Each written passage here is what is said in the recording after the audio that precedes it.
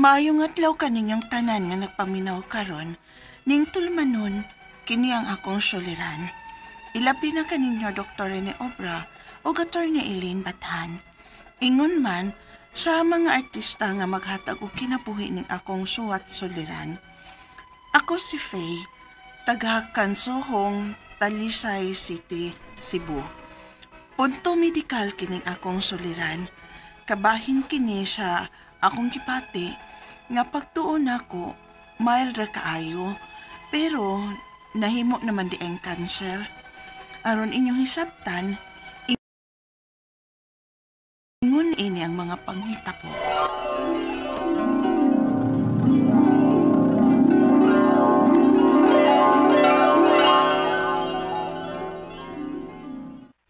Hey, nakakita na sab kog upo sa sigarilyo dito sa luyo. Unsa man ka? Di ka munda ka ng panigarilyo? Pawagtang raman sa stress ako, good kuya. Nya, tagsa naman lang kong manigarilyo. Tagsa? Nakadaghan upos dito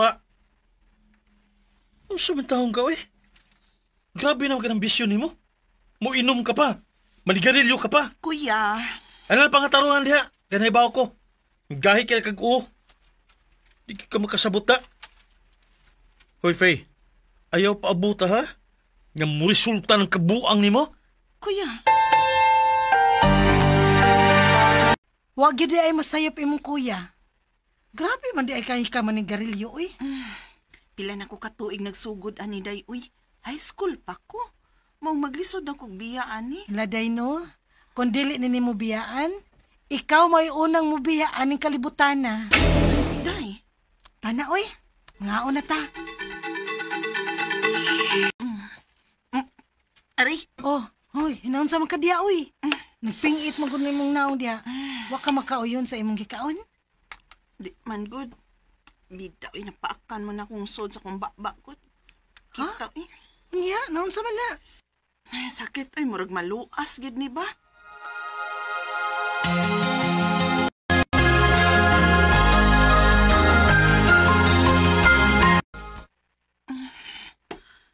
Naglisod naman ko buka ni akong bakbak. Saan man ako pag-toothbrush, ani? Pagdali na diha kay maglakaw na ta. Kadiyot sa kuya, maglisod kong toothbrush. Sakit kayong ibuka akong bakba. Ano man na? Nang ko'y luas, good. Ha? O pwede na maayo. Ilan man ang kabuhan? Ano pa man ang buwan ng taon, oy? Pa-check up na lang na. Luas lang, ipa-check up dayon. Mawara niya ni ay. Kabalaka, good. Ayaw pag yun, Ana, Faye. Kaya wata may bagon sana. Tingalig di kay luas lang na. Ay, gig kumpiyansa.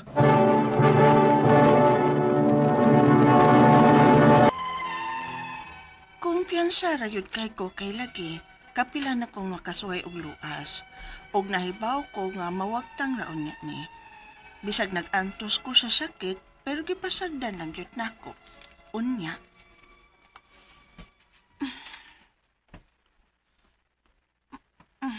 Uy, day. Nihugo lagi ka. Oo, kay di mo ko makatarog kaon ko tungod sa kong luas. Ha? Pag sure diha, uy. Dugayan na anang imong luas. Time pa. Day, nihubag lagi na imong naong. Ha? Biko no? Oh, nihubag yun. Dala, oh. Ay, igi ka pa sakit. Hala, day pa check up na, uy. Delikado man na.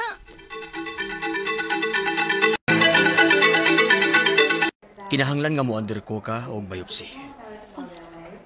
Sige, Dok. Doon na kay stage 3 oral squamous cell carcinoma. Usa ka cancer og nikatag na ni sa imong lymph nodes. Unsa, Dok? Cancer? Yes.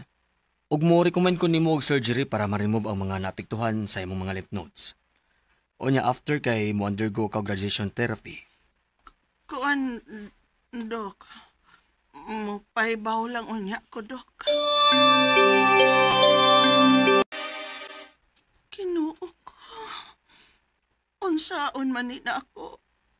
Mahadlo ko musulti ni kuya kay basig masuko siya. Pero cancer naman di ay ni. Huwag nahadlo ko. Unsa may angay na kong buhato na ni.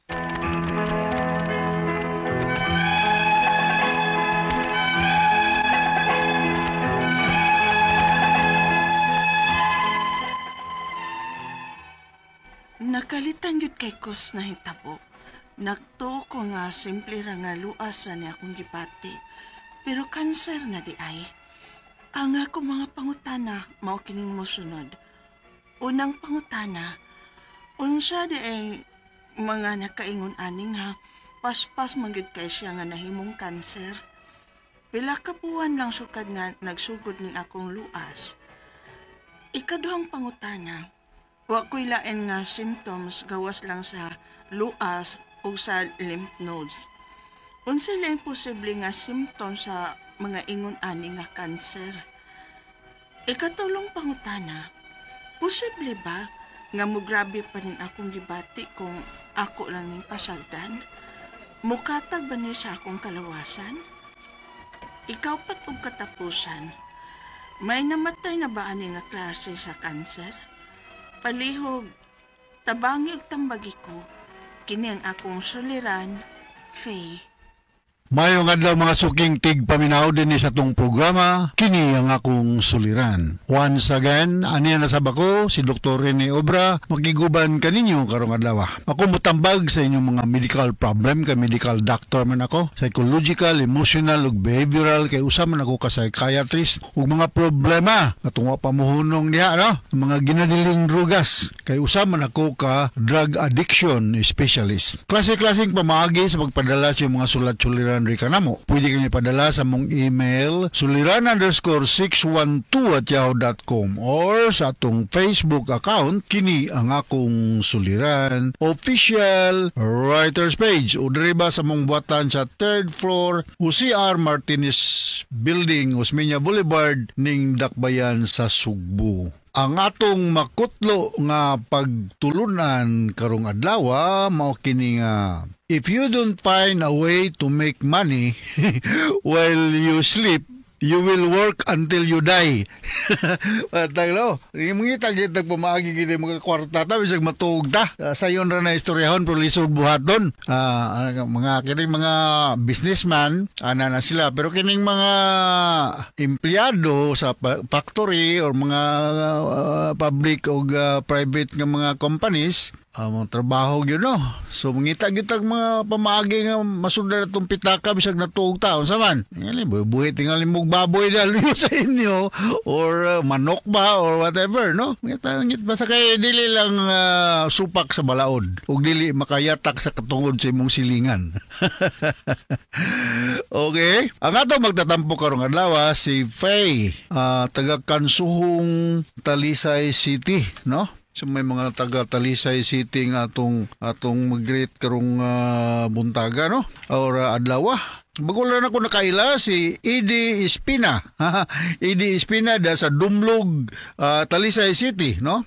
Of course, ang atong suking tigpaminaw si Clemente o si Sara Ingasca diya sa Lagtang Talisay. Ng mga Sanchez family, si Cherry Jean o si Harley Rene Sanchez diya sa Tubod, Minglanilla, Cebu. O akong suki sa mga tie wire o mga lansang.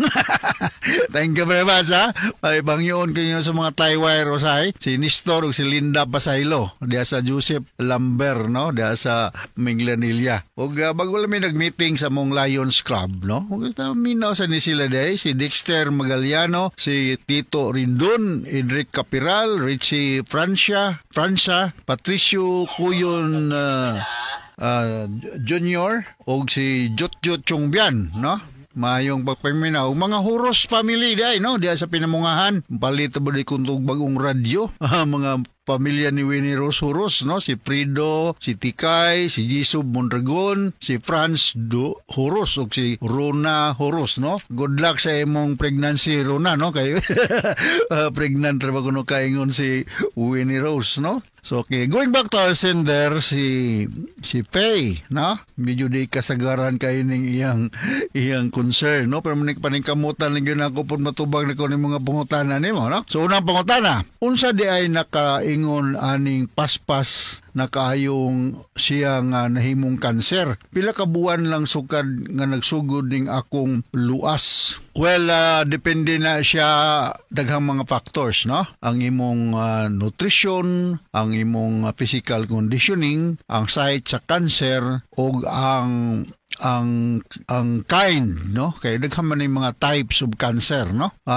Mo na yung mga factors to be considered nga paspas mo metastasize na po yung site lang kanang naara diya sa lugar o ang early intervention, no? Medical or surgical intervention. Tunagoy mga klaseng cancer nga dali siya ignunta mukatay mudagan nga to sa mga silinganan nga mga organs, no? So mao na ang akong ikasulti sa unan mong pangutana, Faye, no? Ikaduhang pangutana, wala ko laing simptoma gawas lang sa luas o sa lymph nodes. Unsay laing posible nga symptoms ingon ani nga klase nga kuan problema, no? Ang of course magkuan ka kining maluya ka, unya dali kang hanguson, unya kuan kanang mo lagi na kuwang kag mga enerhiya, no? Kay kini mga cancer cells mo compete man ni siya sa good cells, good tissues, unya maka-apekto ni siya sa normal body functioning, no? Na may mga inunta mga ingon aning problema nga curable, no? Through surgical, laser or radiation intervention, no? So manghinaot lang ta nga labing madaling pamnahon lingkawas ka ni mao nga problema. Kini mga lymph nodes mudako ni siya kung naay infection nearby. Example, naa kay infection sa imong baba, no? Ina imong dili sa liog nga mga lymph nodes, expected na siya nga mubaga or mudako, no? Mao na og naa kay infection sa tiil, mga lymph nodes sa bugan, mudako na siya. So akong balikon, curable ning uban or at least naatay taas nga survival rate ani nga mga 5 to 10 years or even longer kung madali ang intervention, no? So mga oncologists ang mga expert ni ani nga mga doctors to address this kind of problem. Ikatulong pangutana, posible ba nga mo grabe ning akong gibati kung akong pasagdan mo hatag ba ni sa ako mo katag ba ni sa akong kalawasan? Sa akong nang ginaingon ang naay mga klase nga mga cancer cells nga mo metastasize ang term na mong gamito ani sa mga doctors. Metastasize meaning gikan sa iyang original nga location mo katay ni siya ngadto sa other organs, posible ngadto sa lungs, ngadto sa bladder or cervix or bisag asa na lang, na kay madama ni siya sa inonta dugo o sa mga fluids, madani siya mao na nga posible nga mudagan kung atong tawgon sa mga pinulungang Cebuano, no? So naatay mga intervention naman ganitay mga topical nga mga chemotherapy na ni kanang mura rag ipahid ba, example mga problema sa panit-panit lang o da sa tutunlan, pwede ni siya butangan og mga topical, meaning ipahid lang. Naapoy mga imnon nga mga tambal nga mga pugong sa pagdagan sa cancer, no? Ang taas og risgo nga mo fast growing kini gitawag nato squamous cell carcinoma pananglitan, taas ni siya risgo nga mukatay kay fast growing man ni siya, no? Difficult to treat but treatable, no? Treatable ni siya. Okay? Sulod nga pangutana, kaupat nga pangutana. May namatay na ba aning klase sa cancer? Daghan namatay pat naasay mga cancer patient survival, no? Mga survivors rather. Maka-survive sila due to proper medical or surgical intervention, good nutrition, nutrition o sakto nga physical activities nga dili lang mo sige higda lang sa country nga inunta walay trabaho, no? So mao na ang akong istorya sa mong problema Faye diya sa Talisay og hinaot nakasabot ka sa akong gisulti nimo. Og ngadto sa libuan millions nga naminaw sa tong programa kini nga akong suliran